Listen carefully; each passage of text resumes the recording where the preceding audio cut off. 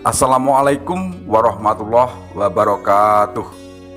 Salam budaya, rahayu, waras. Sedulur sekalian, selamat bertemu kembali dengan saya Kang Jenggo di channel YouTube Tonatan TV. Kali ini kita akan mengupas tentang sebuah tempat yang dimitoskan sebagai pertapaan naga di dekat kota Ponorogo. Dan juga kita kupas sekalian tentang apa makna mitologi naga tersebut. Sedulur sekalian, sebelumnya saya mohon kerelaan hati dari sedulur sekalian untuk mengerjakan satu pekerjaan ringan, yakni yang belum subscribe, tekanlah tombol subscribe. Bila yang sudah, silahkan like dan juga memberi komentar atau minimal absen kehadiran. Semua itu kerjaan yang ringan, tetapi sangat bermanfaat bagi kami ini.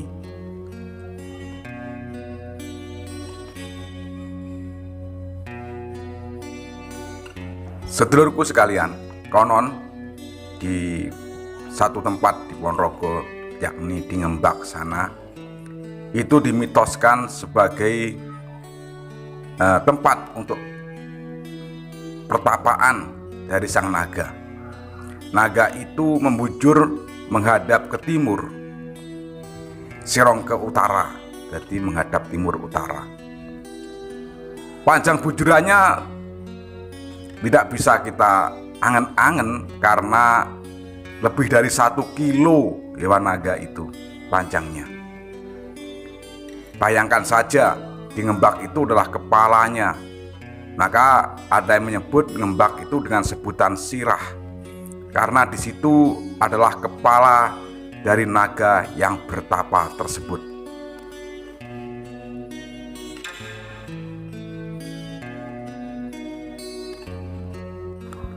Dari mengembak ini, karena di situ kepala naga, maka badannya itu membujur mengikuti aliran sungai hingga ekornya berada di dekat dam Tambak Kemangi atau pleret atau bendungan ini.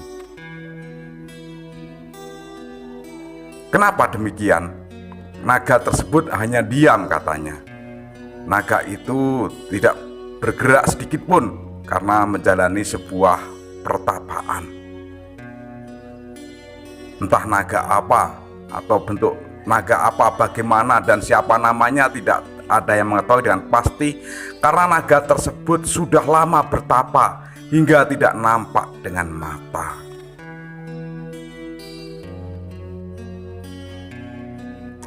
Legenda tersebut beredar atau mitos tersebut beredar beberapa tahun kemarin, dan kini legenda itu tak ada lagi yang legiwo. Dahulu juga pernah ada dari cerita tutur bahwasanya di Ngembak itu dipakai untuk kungkum setiap malam suro oleh beberapa orang, yang kebanyakan orang tersebut memiliki hajat tertentu. Pun demikian pada ekornya naga di Jelik Utara Tambak Kemangi itu ada beberapa orang yang kadang mandi di sana, tapi mereka tidak untuk kejadukan, namun untuk memanfaatkan air Tambak Kemangi untuk obat gatal. Sedulurku sekalian, banyak cerita tentang keberadaan tempat-tempat angker atau tempat mistis ini untuk sarana pengobatan dan sebagainya. Pun demikian di dam Tambak Kemangi ini, bila ada orang yang gatal, tidak sempat mengambil air dari Tambak Kemangi, si penderita gatal badannya cukup disapu dengan sapu gerang atau sapu tua, sapu lama. Setelah itu sapunya pun dibuang di dam Tambak Kemangi ini.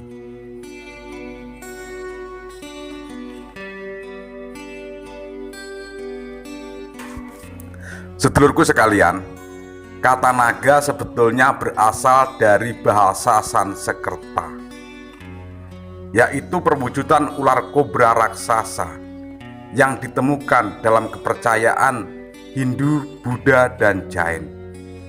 Kata naga kadang digunakan untuk merujuk ular secara umum. Ini menurut Kamus Besar Bahasa Indonesia.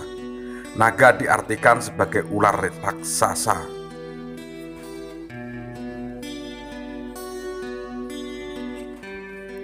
Sedulurku sekalian, kata naga sebetulnya berasal dari bahasa Sanskerta, yaitu perwujudan ular kobra raksasa yang ditemukan dalam kepercayaan Hindu, Buddha, dan Jain.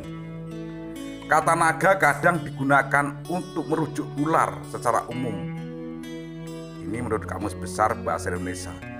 Naga diartikan sebagai ular raksasa.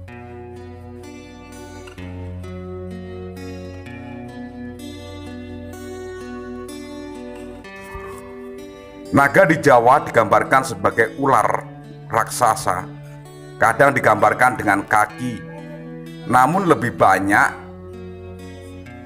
tidak atau tanpa menggunakan kaki. Gambaran ini selaras dengan gambaran naga di India yang menyerupai ular dan bertolak belakang dengan naga Tiongkok dan naga Eropa yang berkaki. Berbeda dari keduanya pula, naga Jawa umumnya tidak digambarkan dapat terbang, namun kepala dan rahang naga Jawa terpengaruh bentuknya dengan naga Tiongkok, sehingga sulit untuk mengategorikan ini naga Jawa atau ular atau naga. Keunikan naga Jawa merupakan badong atau mahkota di atas kepalanya. Tidak ada ketentuan untuk rupa mahkota dan bentuknya dapat dengan beragam. Mahkota ini pertama kali digambarkan dalam lambang-lambang kebesaran raja, terutama lambang kenegaraan di era Majapahit, dan kemungkinan merupakan suatu tanda persahabatan dengan Kaisar Tiongkok. Terkadang naga Jawa juga digambarkan memakai perhiasan dan kalung emas.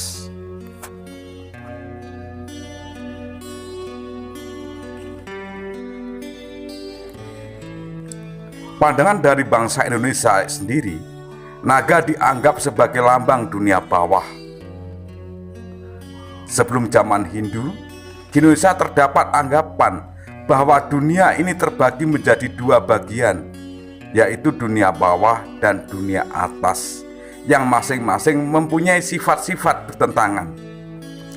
Dunia bawah antara lain dilambangkan dengan bumi, bulan, gelap, air, ular, kura-kura, buaya. Sedangkan dunia atas dilambangkan dengan matahari, terang, atas kuda, Raja Wali. Pandangan semacam itu juga hampir merata di seluruh bangsa Asia. Dalam cerita Mahabharata maupun pandangan bangsa Indonesia sendiri sebelum zaman Hindu, naga atau ular selalu berhubungan erat dengan air, sedangkan air mutlak diperlukan sebagai sarana pertanian.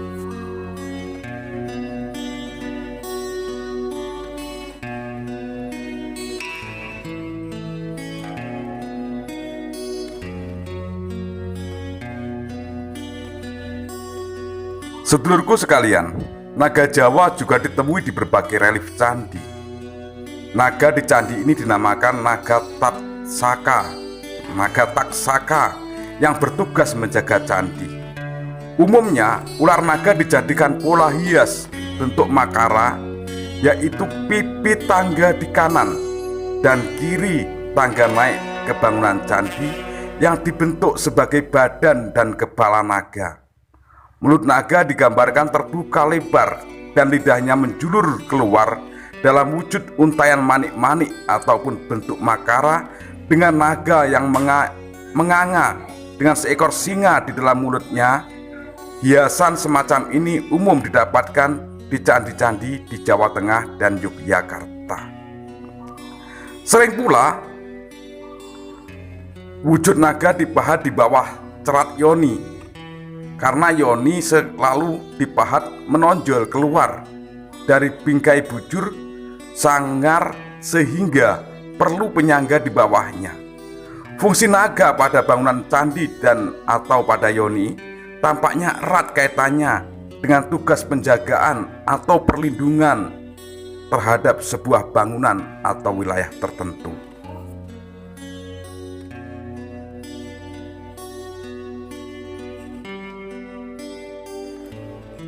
Pun demikian pula dengan gamelan.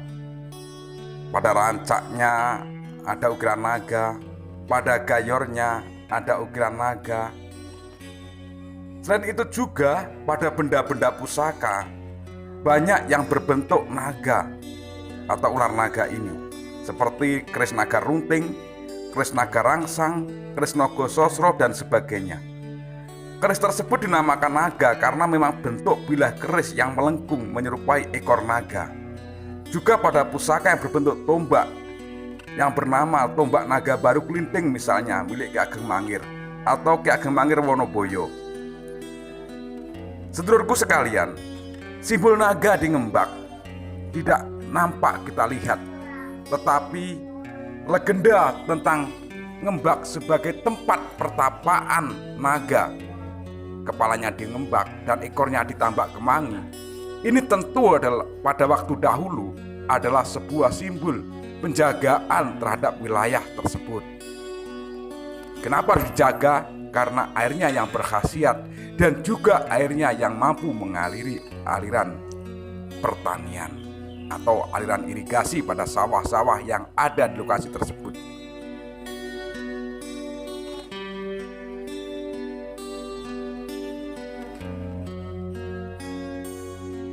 Sedulurku sekalian, kiranya demikian dulu apa yang bisa saya sampaikan. Semoga ini bermanfaat bagi kita sekalian, terutama sebagai wawasan tentang kebudayaan perihal lambang atau sanepan terhadap naga ini. Ada kurang dan lebih, tentu banyak kurangnya, maka komentar-komentar sedulur saya tunggu di kolom komentar. Bila ada salah dan khilaf, saya mohon maaf yang sebesar-besarnya. Teriring satu asesanti, ono rino, ono upo, ono awan, ono pangan. Salam budaya, rahayu, waras.